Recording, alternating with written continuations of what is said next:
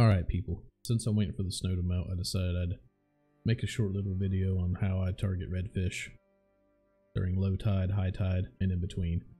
So I'm no expert by any means, but this is just what works in the area that I fish. Right here's my house.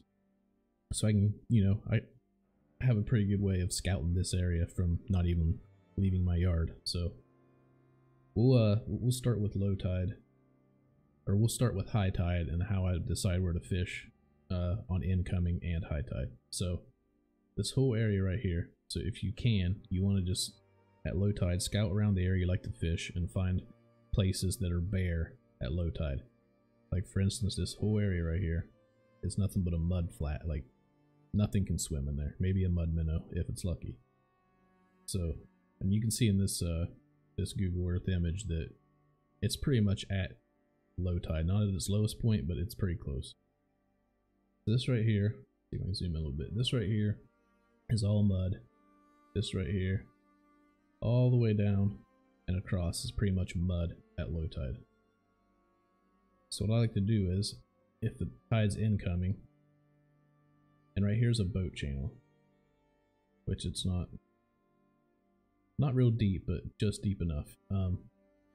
If it's an incoming tide, say like, I don't know, 2 hours of incoming, 3 hours, I'll work the channel a little bit to try to catch the fish that are moving up the channel. And then once this area that it's bare at low tide starts to fill up, that's when I'll start moving into here. I'll move into here. I'll work this little oyster area. And it works out pretty good for me. Like, this may be completely different in your area, but where I fish, this tends to do pretty good for me. Another thing, like if you find areas like this, we'll just skip to an outgoing tide real quick. So if you're up in, say, this area or an area similar to this, you got two drains. It drains from here, and it drains from here. So what I like to do is you can see, like right here is obviously higher. So this right here is like a tiny little ditch. And then this is pretty much evenly distributed with, the depth of water. But so during an outgoing tide, I would pretty much probably go like around this area, or this little choke point here. In this area, I've done really well.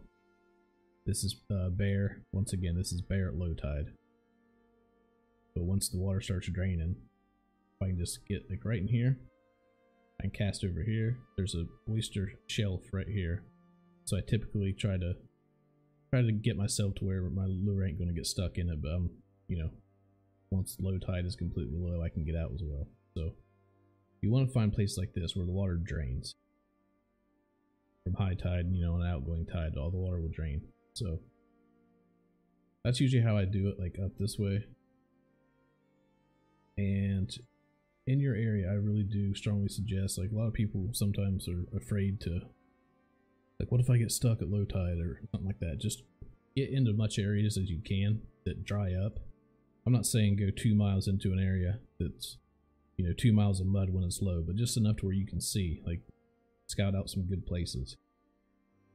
And if you find places that are like bare like this with a lot of oysters, that's a place you want to fish, like for me anyway, in my situation, when the tide's coming in and high tide, when everything like this is covered.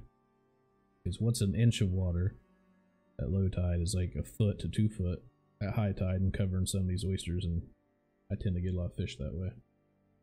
Now when I fish low tide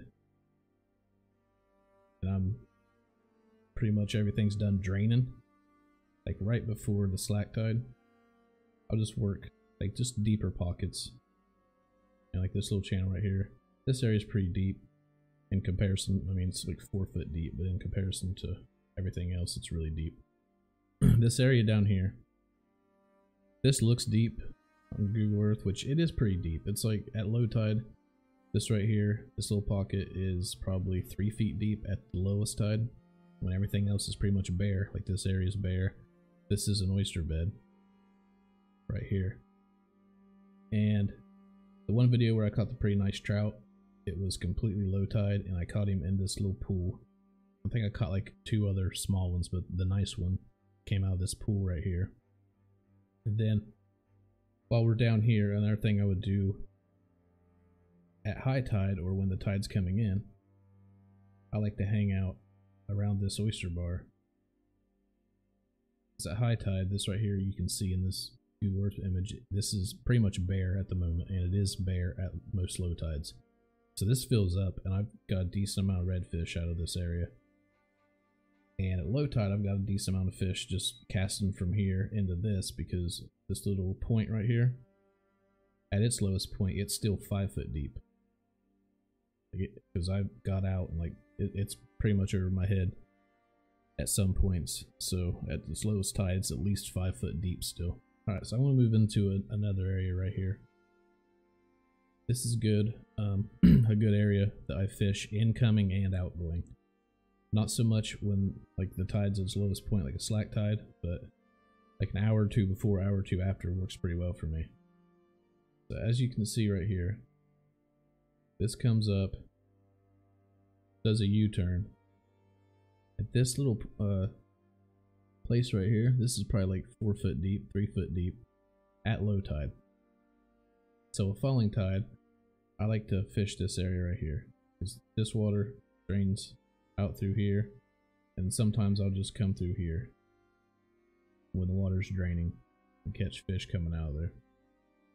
This little intersection right here, now at low tide, this is only about 1.5 feet to 2 foot deep, but after this winter snap that we had, redfish just under keeper size, but there's been a lot of redfish moving through here. So I probably got a little off track on this, but basically all I was trying to tell you was to get out there, scout around at low tide, find places like this that are bare. You got some oysters if you can, find some structure, and then once that tide starts coming in and flooding this area, more than likely the fish will be there. And the same way with outgoing tide, find drains where the water will drain with the outgoing tide, fish around those drains, especially choke points. I mean, the fish can't fly up over the grass, so you got a pretty good chance there. And I know a lot of you probably watching this maybe already know this stuff, but just for like the new people getting into the fishing for reds and stuff, like I said, I'm not no expert, but I'm sure there's better information out there, but this is what works for me in areas that I fish. So hopefully this will help somebody, and I'm going to end her there. So if you liked the video, leave a like. If you liked it, consider subscribing. And we got some better weather coming up next week, so hopefully I can get out there and slay on some redfish. Tight lines, everyone.